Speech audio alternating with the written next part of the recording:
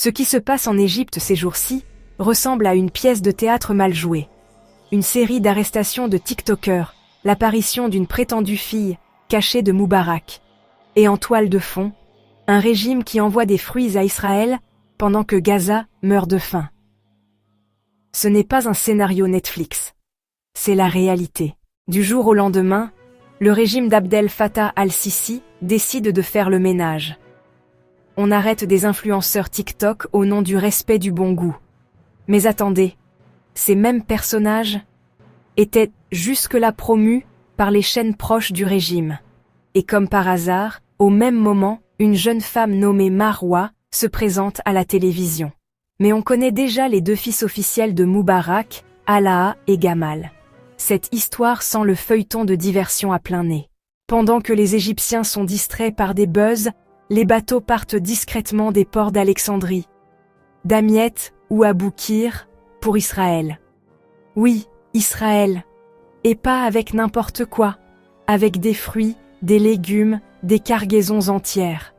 Et Gaza, elle, crève de faim. Vous savez pourquoi Israël importe autant en ce moment ? Parce que ces fermes près de Gaza ne produisent plus. Et devinez qui est le fournisseur numéro 1 cet été ? L'Égypte, celle de Sisi. Selon un rapport israélien officiel, en juin et juillet, l'Égypte est devenue le premier exportateur agricole vers Israël.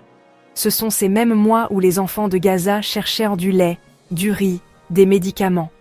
Mais Sisi, lui, envoyait des mangues et des tomates de l'autre côté de la frontière. Pendant ce temps, et blague à part, la télévision égyptienne ose dire que Netanyahou est le guide suprême des frères musulmans.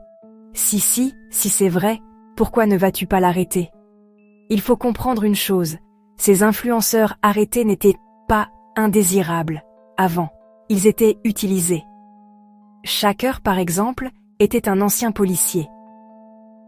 Modahem a été envoyé recevoir un prix international à la place d'un vrai créateur de contenu utile au peuple. Wafa Amer, actrice liée à des dossiers sulfureux depuis 2003. Antisar, même chose. Tous servent un même objectif, occuper les esprits. Et cette Marwa, alors ? Elle n'est pas la fille de Moubarak. Aucun lien sérieux n'a été établi.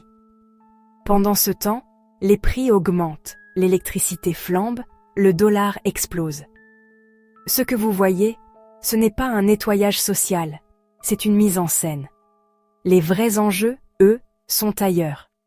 Dans les ports, dans les chiffres du commerce extérieur, dans la misère de Gaza.